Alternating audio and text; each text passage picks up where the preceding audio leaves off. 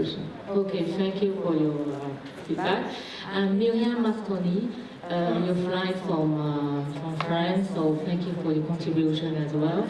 I know that you are specializing in the energy transition field. You are an expert in Europe. And also you a computation as well, because you just got an award from BNP, the Global Woman Entrepreneur of the Year 2019. So congratulations for that. And I would like to have you because China is very big, all of us now, very big, and there are a lot of third city that China government also would like to continue the development. And we know that sometimes the development has also some negative impact in the environment, etc. And I know that it's a huge emergency, more serious and also faster than we imagine, okay? So what are the level of the economic and sustainable growth to accelerate the energy transition? Thank you, Pauline.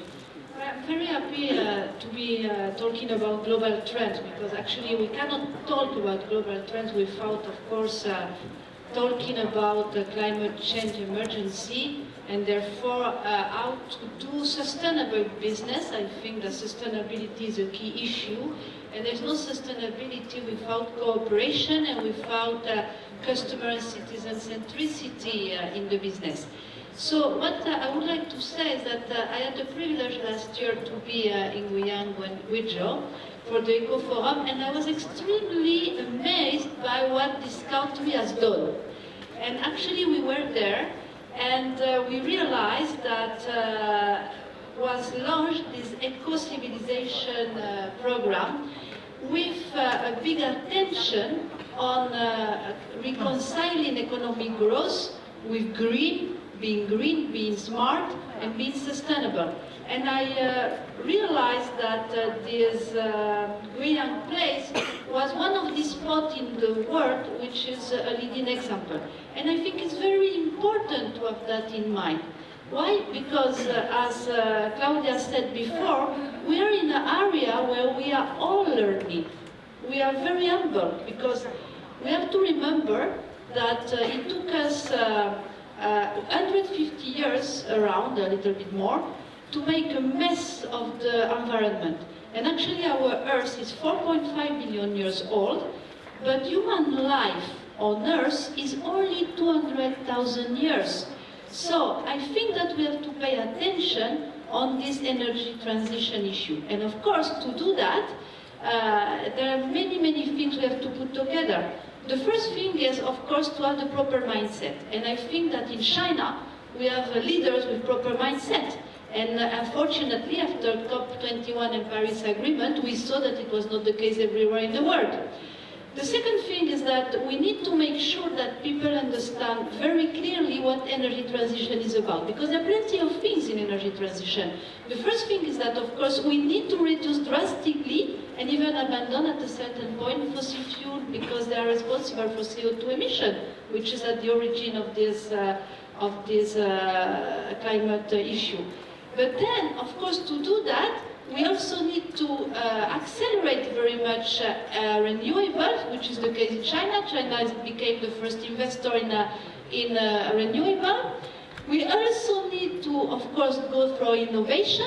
I mean, hydrogen, storage for power storage, CCS, and for that, we need, of course, very solid business environment with a legal and a very good level playing field. And I was very pleased to see that this conference began with the importance of having this law and the proper enforcement. And of course we're talking about global laws, that's Paris Agreement things, and local laws everywhere, because it depends on the resources we have everywhere. So I think that on the top of that, innovation, of course, is an important issue, because we don't know exactly what to do to solve everything. And global awareness from citizens everywhere in the world is also important. That took a very important, that took a big importance in China. and education. I think we have to teach kids and students on how to deal with energy transition. So, cooperation is at stake, because to do all that, we really need collective intelligence, I believe. Exactly, yes. And I believe that China has a big role to play in that field. So, and now I want to back to Mr. Heiner. Because me, as a woman, of course, I'm actively promote women leadership. And I know also in Europe, in the foreign enterprise, gender equality is in the high agenda of the foreign company. And how they deal with this matter in China, according to you? Now, before I answer that question, let me make a quick remark to what you said about the Swiss companies. Switzerland is a small nation, and back home they realized many years ago that they cannot fill the top management positions with Swiss only. The foreign ratio is 60% non-Swiss and 40% Swiss in Switzerland. So they are very, very pragmatic. That's why their approach in China is different from the approach of the big nations like France, the UK, the Germans, the Americans, because they all believe, or they used to believe, we don't need foreigners in our top management positions. It was a very, very strong belief. Still today, you look at the US, there are two Germans having CEO jobs out of 500 companies. But it's not much different in France. It's not much different in the UK. And by the way, also in Germany, the number of foreign top managers is very small. Now, when it comes to gender equality, the German-speaking area in Europe was probably the worst compared with other countries, especially with Scandinavia, the US, etc. But nowhere in the world there was a large percentage of female leaders, nowhere. So I think they've learned their lessons. The female leaders are on their way to get more and more top positions, and you should accept that the males are not, they're not angry, but they're not used to this. You know, so there is a lot of how do I behave, how do I work with female colleagues. It's all new to them, but it's changing pretty fast. And I would say that especially with our Club Generation CEO in China, where we want to repeat what we achieved in Europe, the doors are open for ambitious young female leaders. They will get high attention by the foreign companies, and I would say the opportunities they will be faced with are enormous. And I also believe that the foreign companies are quite prepared to educate some of the female leaders to come to headquarters and take over top positions and maybe even one day CEO positions. Yeah, exactly, because we say that China is the big market for most of the foreign company, and it's good to have the Asian good Chinese input in the board level. And also, in all the side, I also see that now China wants to go global.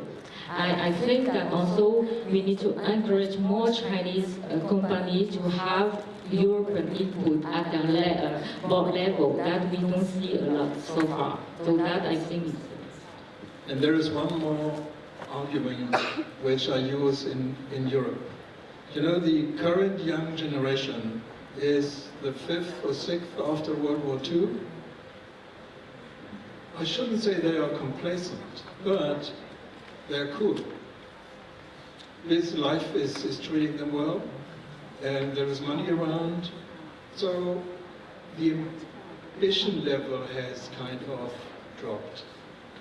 And they look at their colleagues at university, and they think, well, that is my competitor, that's fine.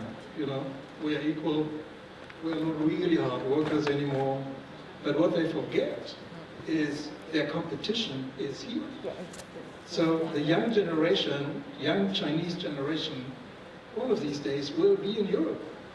And then we have a problem with our kids. Yeah, exactly. Yes. And now I would back to Mr. Jiman about the challenge that's faced by foreign enterprise, because I have the experience myself, because I lead a foreign company in China for many, many years. I was CEO. And also in the Swiss community, because I represent Swiss Chamber of Commerce in China, I make a lot of survey within the Swiss company in China. And most, I can say 99% of the Swiss company, the survey, the results say that one of their biggest challenge is actually how to keep the talent people in China, and also how to, because there are no loyalty of Chinese staff, and they are moved from company to other company very easily, so it is really the challenge for foreign enterprise. And you, as HR leader for big multinational, how do you see that, the challenge that faced by them? I can only echo what Jaime just mentioned from the other perspective. Basically, if I directly answer your question, Pauline, my personal experience is really the biggest instrument what we can utilize from the foreign company is to connect those local talents and leaders to impact. Because this is something which the foreign company are not used to, but you have to. Is really to understand the market, understand the regulatory environment, the policy, politics, economy, and the customer. So those people can only come in from the local leaders who have the right understanding and experience. Now, of course, it's very difficult now to bring those very excellent local leaders to a level of being part of a global decision. That's the key. In that sense, the HR challenge, from my view, is really how you connect them. We spend a lot of time in really developing them and providing the platform of local leaders and the setup of business side that they can be exercising influence and impact in the business decision. If you can enable them to be an influence in the global decision, they will stay. They will develop their career and they will develop their ambition with that industry. I think that's something which we had good experience, but far behind.